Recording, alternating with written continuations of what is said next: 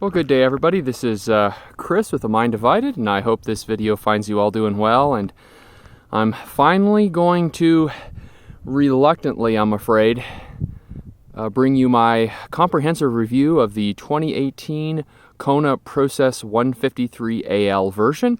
Just a quick recap. This is the base model of the newly redesigned Process 153. It's a 29er. It's 153 mils of rear travel, 160 up front. It's rocking the RockShox Deluxe in the rear, a RockShox Yari up front. It comes pretty much with a SRAM NX, combination of NX and GX 1x11 components and cockpit, as well as SRAM brakes, the kind of an entry-level set of brakes, the level T's.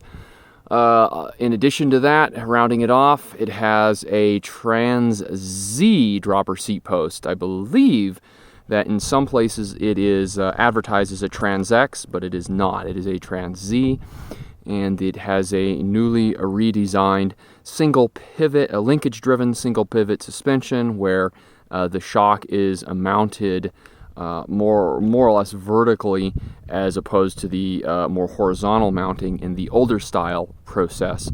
The geometry is fairly contemporary. It has 66-degree head tube angle, 76-degree seat tube angle, fairly short chain stay, and that's what you got.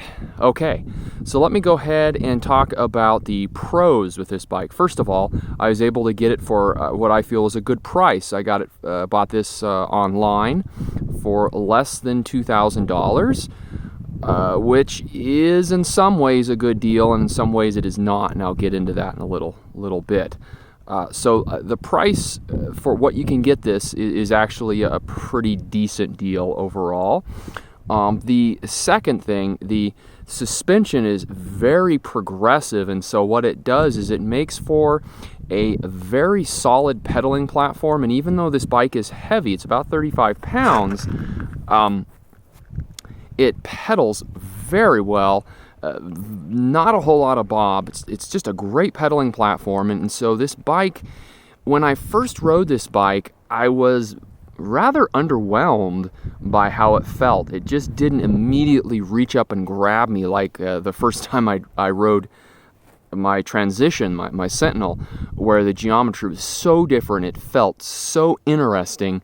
That it really grabbed me. That was not the case with this bike, and I think some of my initial issues with the geometry, with how the bike felt, really revolved around the fact that I think Kona may not be advertising this bike very well. This is kind of advertised as an enduro all mountain kind of bike, and maybe the higher spec versions of the bike are more enduro-like, and certainly the geometry seems enduro-ish, but I'm telling you guys, this does not ride like an enduro. Again, to compare this to my Transition Sentinel, which has somewhat similar geometry except for the reduced offset fork, which is part of the SPG package. This has a standard offset fork. Aside from that, they're fairly evenly matched. Even the components are more or less evenly matched. The Transition, the Sentinel that I have is kind of a base, more or less base model with a few goodies that I added, and this is about the same. And the price is roughly in the same ballpark. I mean, this is last year's model, and I have a 2019, so comparing this to an 18 Sentinel, I mean, it's fairly similar, but the Transition really, truly feels like an enduro bike. You can smash it and crash it into crazy terrain and go completely crazy with it, and the travel has a nice linear feel to it, and it just sucks bumps up, and it's like a magic carpet ride. This, not so much. And I think once I finally realized what this bike was all about, after about 150 miles of riding, I finally realized what this bike is. This is a trail bike. This is an XC bike. It's an aggressive cross-country bike, is really what it is. And once I had that epiphany, when I realized what it was, I started having a lot more fun with it because I didn't have that enduro all-mountain expectation. I ride this like, oh, this is a cross-country bike with progressive geometry and a fair amount of travel, but it rides a lot more like a cross-country bike. It tends to stay upright in its travel. I'm running 35% sag and still not quite using all the travel, all the stroke in my shock after a pretty aggressive ride. So this really fundamentally is an aggressive cross-country bike. It's a trail bike. And maybe if it had been advertised, or if it's advertised more like a trail bike than, say, this is our premier enduro platform, even though perhaps the higher spec models of this bike, and certainly from what I hear, the 27.5 version of this is a lot more enduro-like, but I don't have experience with those, and so I can only tell you what I'm experiencing with this compared to another bike.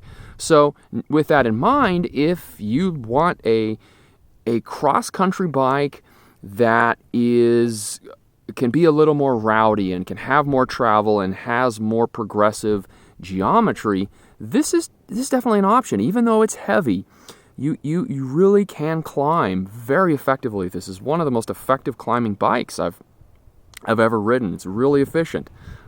So that is a positive if you go in with that context in mind.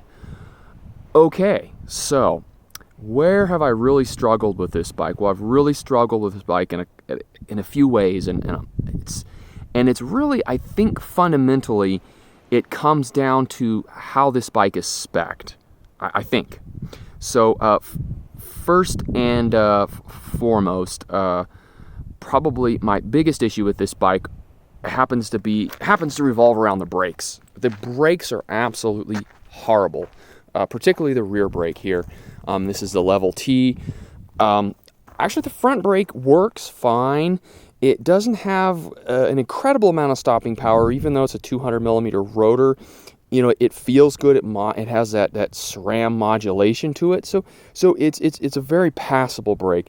But the rear brake is absolutely atrocious. It is fairly underpowered. It's a 180 millimeter rotor. It's fairly underpowered, and it's incredibly loud when you use it. It squawks and squabbles, and you get vibration and reverberation back through the back end, and it's actually really a handful to deal with, and these are brand new pads in here.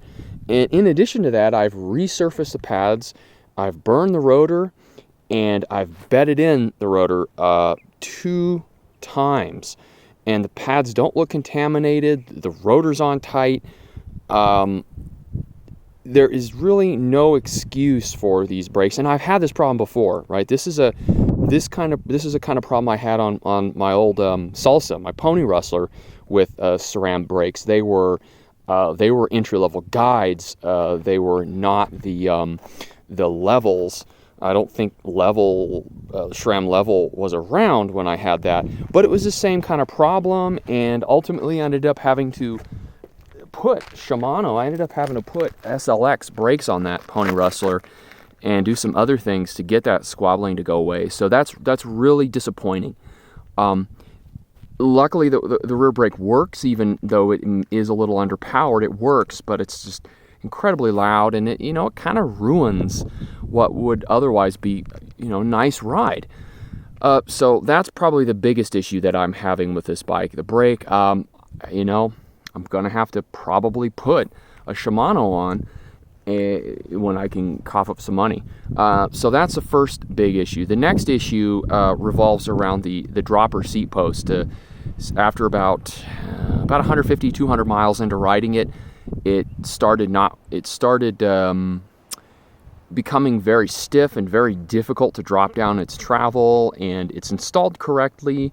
The cable tension is good. It's catching, and what's happening is it's really hard to push down. And if you push it from the very front, it goes down fairly easily, but if you push it from the back, it kind of binds up. And I've actually got a new dropper on order. I actually have a Trans X. This is a Trans Z. So yeah, I've had a lot of issues with that. So the two big issues that I've had with this, really the three issues I've had with this bike are one, I don't know that it should be advertised as an all-mountain bike. I mean, yeah, you can take it to a bike park, you can have fun with it, it's capable, it's got good geometry, but don't expect it to feel like other 150 plus millimeter bikes. It just does not feel that way. It's very progressive. I don't, if it's the linkage or the tune on the shock, I'm not entirely sure, but it definitely does not have kind of that cushy feel that you would maybe expect out of a bike with this much travel.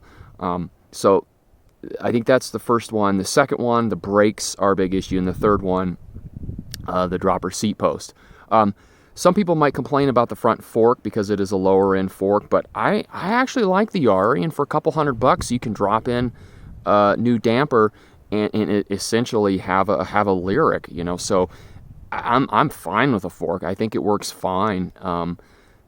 So I don't have any complaints there. And I think it's a great pedaling platform. I actually raced this. I'm just 2 days out from a 10-hour endurance race. I raced on a team, and we ended up getting second place. And I put in some savage lap times with this thing here. You know, I was doing sub-hour laps, and this was a little less than a 13-mile lap with about 1,000 feet of climbing per lap.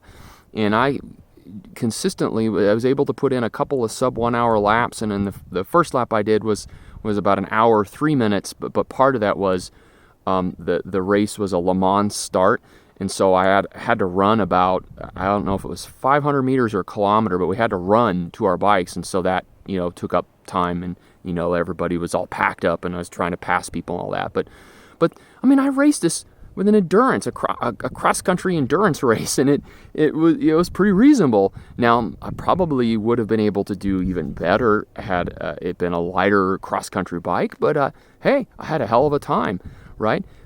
So there you go.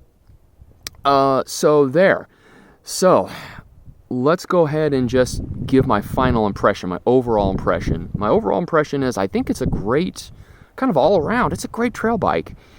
However, I think the spec is going to be a problem, and you look at this, and you know, someone, you know, looking at the price, you know, you're like me, you know, you don't have $6,000, $7,000, $8,000 to spend.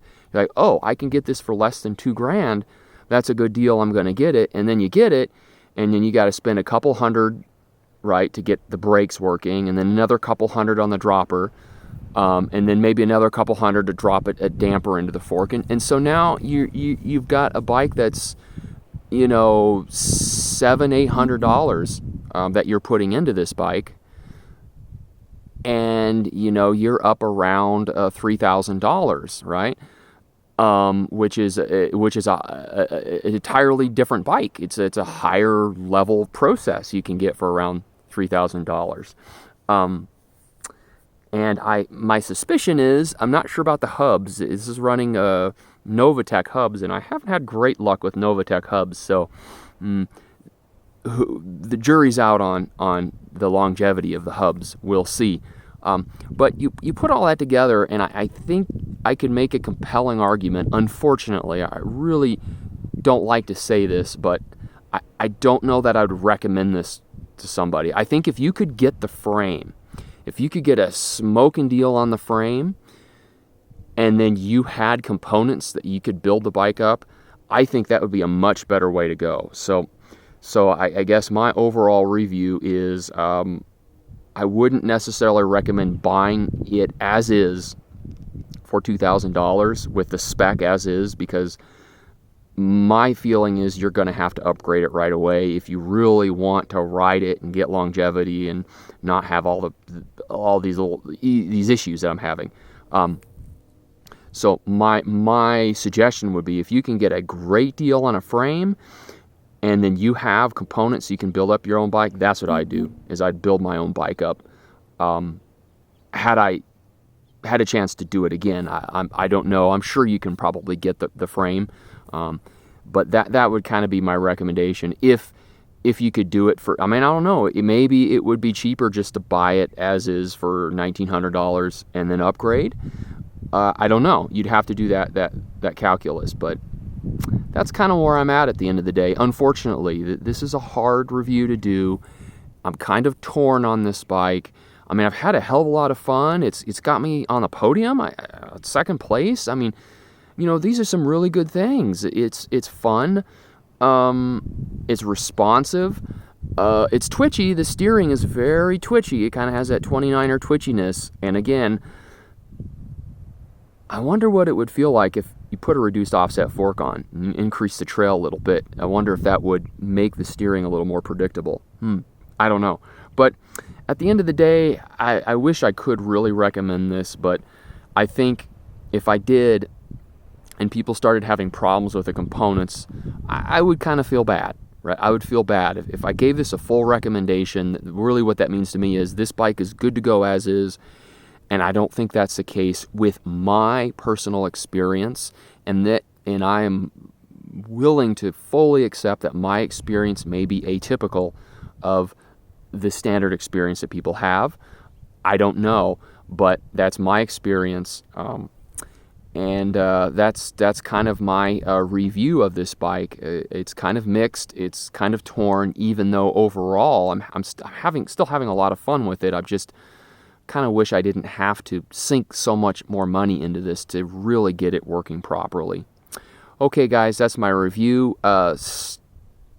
Stand by for my review of the Cush Core, because boy, oh boy, do I have something to say about the Cush Core, and it's not bad. I have nothing bad to say about them. We'll just leave it at that. All right, guys, I hope you have a great day doing whatever you may be doing. Bye-bye.